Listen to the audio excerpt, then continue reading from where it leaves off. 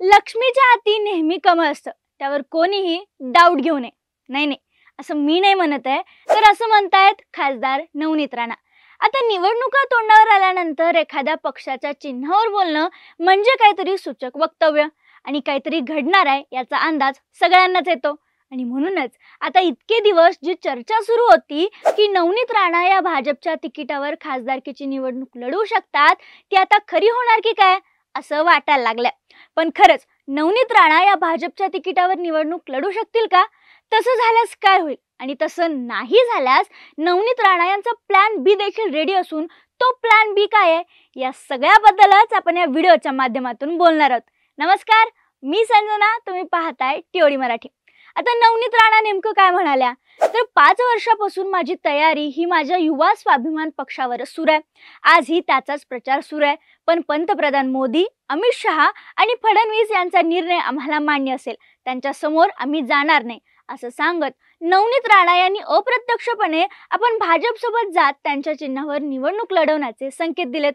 आता त्या भाजपवर निवडणूक लढवण्याची शक्यता काय, तर बघा, आपल्या सगळ्यांनाच माहिती आहे की 2014 मध्ये नवनीत राणा यांनी राष्ट्रवादीच्या तिकिटावर निवडणूक लढवली होती.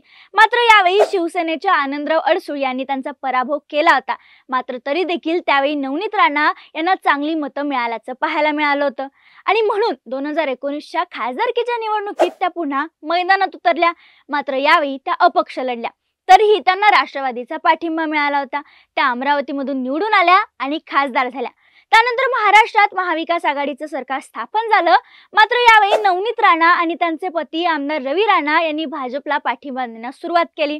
हनुमान चालीसावरून ठाकरेंना आव्हान देणं, तुरुंगात जाणं, या सगळ्या गोष्टी घडल्याचं आपल्या सगळ्यांनाच माहिती आहे. तर नेहमीच भाजपची बाजू प्रबळपणे मांडताना, भाजपची बाजू घेत असताना नवनीत राणा दिसून येतात आणि त्यामुळं या 2024च्या निवडणुकांमध्ये नवनीत राणा या भाजपच्या तिकिटावर निवडणूक लढवण्याची दाट शक्यता निर्माण झाली आहे. आता नवनीत राणांना भाजपशिवाय पर्याय नाही असं देखील म्हणलं जातं. ते का, तर आता बघा, आनंदराव अडसूळ हे सध्या शिंदेच्या शिवसेनेच्या गटात आहेत आणि ते अमरावतीच्या खासदारकीची उमेदवारी मिळावी यासाठी इच्छुक आहेत आणि ही इच्छा ते वारंवार बोलून दाखवत आहेत. शिवाय जर तिकीट नवनीत राणा यांना मिळालं तर आपण त्यांचा प्रचार करणार नाही हे देखील त्यांनी बोलून दाखवलंय. त्यामुळे या ठिकाणी बंड होण्याची शक्यता देखील नाकारता येत नाही. आणि जर नवनीत राणा यांना तिकीट हवं असेल तर त्यांना भाजपच्या चिन्हावर लढावं लागेल अशी मागणी काही भाजप कार्यकर्ते देखील करतायत. आणि जर त्यांना तिकीट मिळवायचं असेल तर त्यांना अपक्ष लढवण्यापेक्षा भाजपच्या तिकिटावर लढवणं सोपं जाऊ शकतं. आता याचं कारण म्हणजे नवनीत राणा यांचं अनुसूचित जातीचं जात वैधता प्रमाणपत्र मुंबई उच्च न्यायालयानं खोटं ठरवल्याचं पाहायला मिळालं. आता याच प्रकरणात नवनीत राणा यांनी सर्वोच्च न्यायालयात दाद मागितली आहे. सध्या या प्रकरणाचा निकाल येणं बाकी आहे आणि भाजपकडूनच उमेदवारी घ्यावी असं भाजप नेत्यांनी माध्यमांना प्रतिक्रिया देताना म्हणलं होतं आणि त्यामुळं ऐनवेळी भाजपच्या तिकिटावर त्यांची उमेदवारी निश्चित होऊ शकतं असं देखील म्हणलं जाते. कारण तिकीट वाटपात भाजप हा मोठा पक्ष ठरतोय, महत्वाचा पक्ष ठरतोय आणि त्यामुळे जर शिवसेनेला ही अमरावतीची जागा मिळाली नाही तर या भाजपमध्ये प्रवेश करून त्या कमळ चिन्हावर लढू शकतात. आता महत्वाचा प्रश्न म्हणजे 2019ला तर नवनीत राणा निवडून आल्या, मात्र पूर्वीपासूनच अमरावती हा शिवसेनेचा बालेकिल्ला राहिला. आता महाविकास आघाडीमध्ये नवनीत राणांच्या विरोधात कोण उभं राहतं आणि हा गट जर शिवसेनेकडे अर्थात उभाटा गटाकडे गेला तर इथून कोण उभं राहणार हे पाहणं महत्वाचं आहे. आणि समजा जर नवनीत राणा यांना महायुतीकडून तिकीट मिळालं तर मग आनंदराव अडसूळ अपक्ष लढतील का किंवा बंडखोरी करतील का, हा देखील एक महत्वाचा प्रश्न आहे.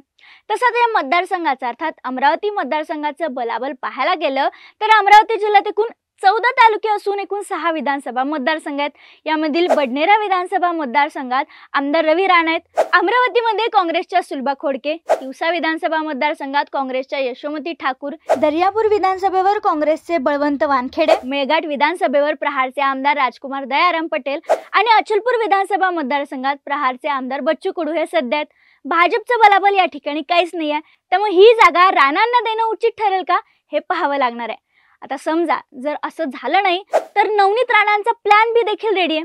खासदार नवनीत राणा यांच्या उमेदवारी संदर्भात येत्या 2 ते 3 दिवसात युवा स्वाभिमानी पक्षाच्या कोर कमिटीची बैठक होणार आहे आणि त्यानंतर नवनीत राणा या युवा स्वाभिमानी पक्षाच्या कार्याध्यक्षपदाचा राजीनामा देण्याची शक्यता आहे.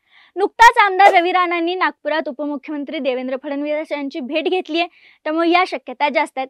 याशिवाय राणांचा प्लॅन बी देखील रेडी असल्याचं सांगितलं जाते. आता समजा नवनीत राणा यांना भाजपनं तिकीट दिलं नाही आणि त्या अपक्ष लढल्या, भाजपमधून कमळ चिन्हावर निवडणूक त्या नाही लढवल्या, तर त्यांच्याकडे दुसरा पर्याय म्हणून काय आहे? तर युवा स्वाभिमानी पक्षाच्या चिन्हाच्या पर्यायांची नवनीत राणाकडून चाचपणी केली जाते आणि त्यासाठी राष्ट्रीय युवा स्वाभिमानी पक्षाचे केंद्रीय निवडणूक आयोगाला पत्र दिले आणि या पत्रातून निवडणुकीसाठी 10 चिन्ह देखील सुचवण्यात आलेत.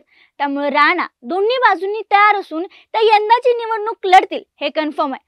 पण वंचित, MIM यांचे उमेदवार अडसूळ हे उभे राहिल्यास या सगळ्यांशी नवनीत राणा यांना टफ फाईट द्यावी लागणार आहे. दरम्यान तुम्हाला काय वाटतं? नवनीत राणा यांनी कमळ चिन्हावर लढावं का? भाजपमध्ये सामील व्हावं का? आम्हाला कमेंटमध्ये नक्की सांगा.